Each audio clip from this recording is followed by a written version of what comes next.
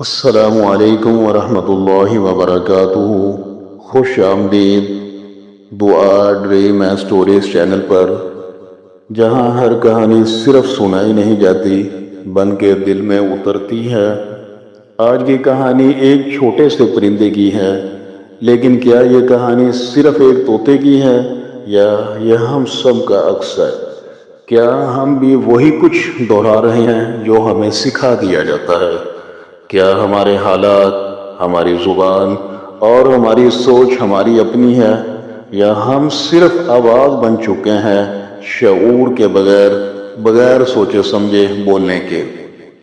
کیا ہم نے اپنے اندر کا انسان کھو دیا ہے، یا محض نقل کرنے والا ایک رجی بن چکے ہیں؟ رجی یہ طوطے کا نام ہے۔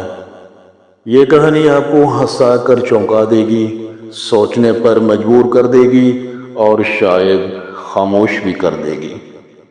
تو آئیے سنیں ایک ایسی کہانی جو صرف مذاق نہیں بلکہ آئینہ ہے ہماری زندگیوں کا، ہمارے رویوں کا اور ہمارے نظام کا۔ رجی میرا طوطا، یعنی یہ رجی طوطے کا نام ہے، لیکن کوئی عام سا طوطا نہیں، بلکہ وہ طوطا جس میں انسانی جذبات، فلسفہ، طنز اور مزاح سب کچھ تھا۔ رجی کو میں نے چڑیا گھر سے خریدا تھا۔ دکاندار نے کہا، صاحب یہ طوطا بولتا ہے، بہت ذہین ہے۔ میں نے کہا، کیا کہتا ہے؟ دکاندار بولا، بس یہی کہتا ہے کہ رجی بھوکا ہے، رجی بھوکا ہے، رجی کو کھانا دیا جائے۔ میں نے سوچا کم از کم سچ تو بولتا ہے، انسانوں سے تو بہتر ہے۔ رجی کو گھر لا کر پنجرے میں ڈالا اور روز دانہ پانی دینے لگا۔ شروع میں وہ بہت خاموش رہا، پھر آہستہ آہستہ اس نے گھر کے ماحول کو سمجھنا شروع کیا۔ ایک دن میری بہن کمرے میں آئی اور رجی اچانک بول اٹھا، کتنی بار کہا ہے دروازہ بند کرو؟ میں حیران، یہ جملہ تو روز میں خود کہتا ہوں، یہ تو وہی جملہ ہے جو مجھے بولنے کی عادت ہے۔ پتہ چلا رجی سیکھ گیا ہے، لیکن صرف وہ جملے جو غصے میں کہے جائیں۔ اب وہ روز میری نقل اتارتا، رجی بھوکا ہے، کتنی بار کہا ہے لائٹ بند کرو، تم لوگ مجھے پاگل بنا دو گے۔ حتیٰ کہ ایک دن مہمان آئے اور رجی بولا، اے نکلو یہاں سے، دماغ خراب کر دیا ہے۔ میں شرمندہ ہو گیا مہمانوں کے سامنے، لیکن مہمان ہنسنے لگے، مگر رجی کو جیسے کوئی فرق نہیں پڑا۔ رجی اب سے وہ طوطا نہیں رہا تھا، وہ ہمارے گھر کا فرد بن چکا تھا۔ رات کو سب سونے لگتے تو وہ خود ہی کہتا، لائٹ بند کرو، لائٹ بند کرو، اور سونے کیوں نہیں دیتے مجھے؟ ایک دن وہ بیمار ہو گیا، خاموش، بجھا بجھا سا، نہ کچھ کھاتا نہ بولتا۔ میں بہت پریشان ہوا، ڈاکٹر کو بلایا، دوائی دی، پانی پلایا، لیکن رجی کچھ دنوں بعد مر گیا۔ اس دن گھر میں ایک عجیب سی خاموشی تھی، جیسے کوئی بات کرنے والا چلا گیا ہو، جیسے کوئی آئینہ ٹوٹ گیا ہو۔ میں اس کا پنجرہ خالی دیکھتا رہا اور بس ایک ہی بات دل میں گونجتی رہی، رجی بھوکا ہے، رجی بھوکا ہے، وہی الفاظ جو رجی بولا کرتا تھا۔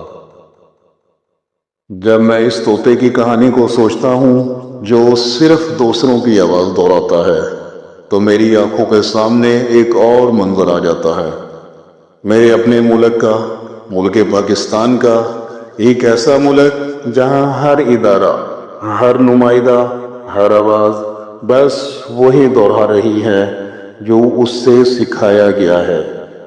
نہ احساس باقی ہے، نہ اختیار، نہ سوال اور نہ جواب۔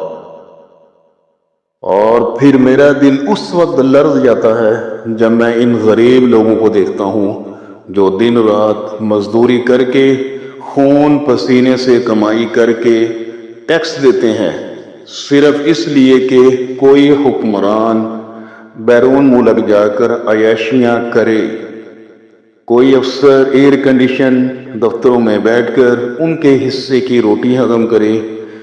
ایک طرف وہ بوڑھی ماں ہے جو دوائی نہیں خرید سکتی، اور دوسری طرف وہ سیاستدان ہے جس کے میز پر کھانے کے بعد کھانوں کے انبار لگے ہوئے ہیں۔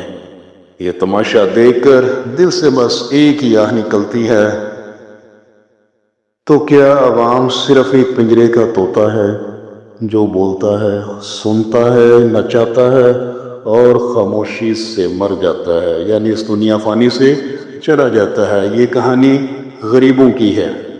پوری زندگی ہم ٹیکس دیتے ہیں، ایک ماچس کی ڈبی سے لے کر کوئی بھی چیز لینے گھر کے اندر ہر چیز پہ ہم ٹیکس پے کر رہے ہیں، اور بدلے میں ہمیں ملتا کیا ہے؟ بھوک، غریبی۔ یہاں عوام صرف ووٹ نہیں دیتی، صرف ٹیکس نہیں دیتی، وہ اپنی امیدیں، اپنے خواب اور اپنی آنے والی نسلوں کا مستقبل بھی قربان کر چکی ہے۔ رجی کا وہ آخری جملہ، رجی بھوکا ہے، رجی بھوکا ہے۔ میرے بھائیوں، ہماری عوام، غریب عوام بھی بھوکی ہے، دوائی کے لیے ترس رہی ہے، پانی کے لیے ترس رہی ہے، بچیوں کی تعلیم و تربیت، ہر چیز کے لیے ترس رہی ہے۔